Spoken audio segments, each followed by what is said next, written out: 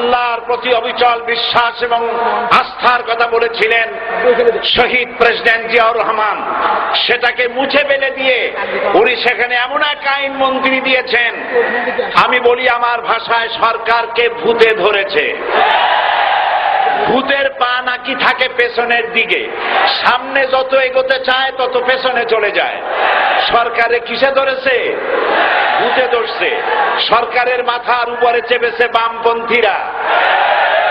बर्बाद गुलिस्तान के लिए एक ही उल्लू काफी है, गुलिस्तान की हर शाख पे उल्लू बैठे हैं, फिर अंजाम गुलिस्तान क्या होगा।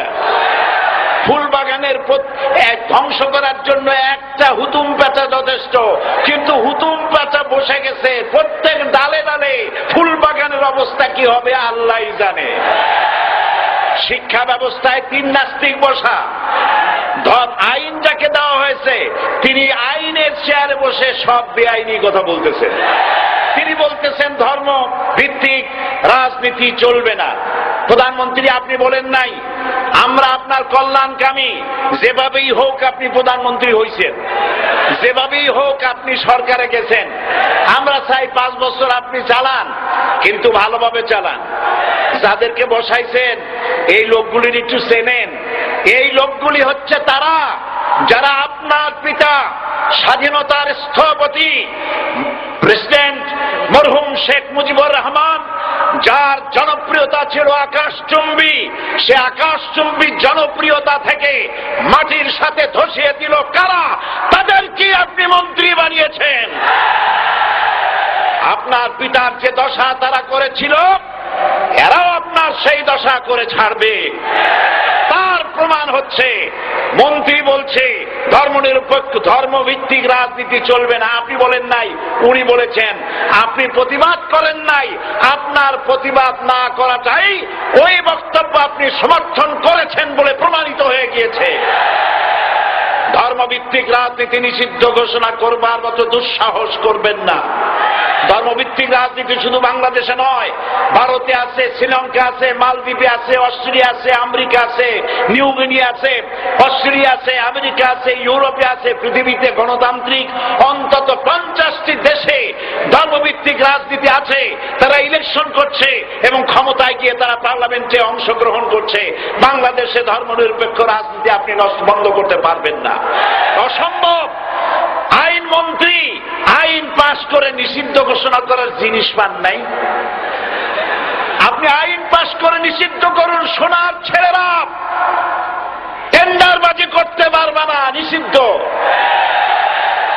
মাস্তানি করতে পারবে না, মেয়েগুলারে SMS করতে পারবে না ফ্রি টক টাইমে, শয়তানি বদমাশি করতে পারবে না, ওজনে কম দিতে পারবে না, খাদ্যে ভেজাল দিতে পারবে না।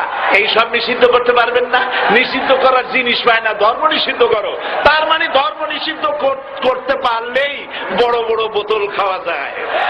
ধর্ম নিষিদ্ধ করতে পারলেই চুরি করা যায়, ডাকাতি করা যায়, বদমাশি করা যায়। আমার সম্মানিত সেক্রেটারি জেনারেল বলেছেন ক্লাস 9-এর ছাত্রকে অশ্লীল মামলা দিয়ে রিমান্ডে নেওয়া যায়। এই কাজ আপনারা বন্ধ করে দিন। আমি ছোট্ট একটি কথা বলে বক্তব্য শেষ করব। আপনারা সমস্ত 144 জারি করতেছেন, সব 144 জারি করেন কোরআনের তাফসীরের উপরে।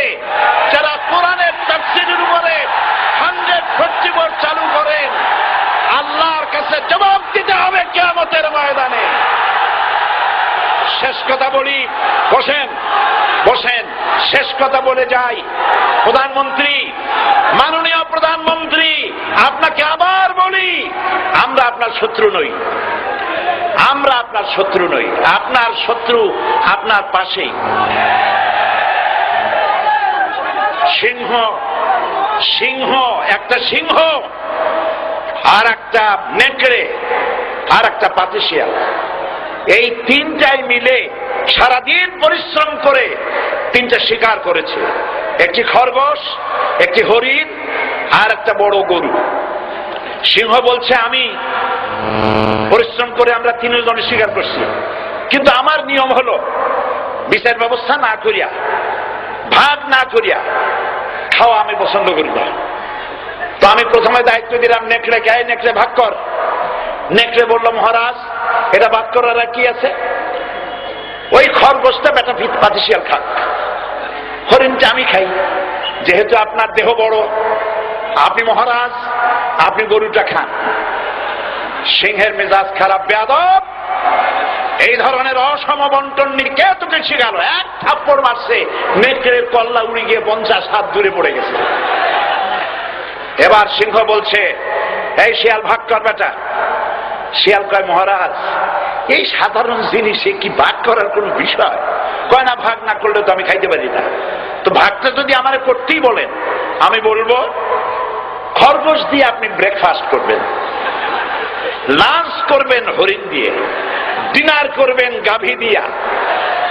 মহারাজ খুব খুশি, হ্যাঁ রে শিয়াল রে, এত সুন্দর ইনসাফ ভিত্তিক বন্টন নীতি কে তোরে শিখাল রে?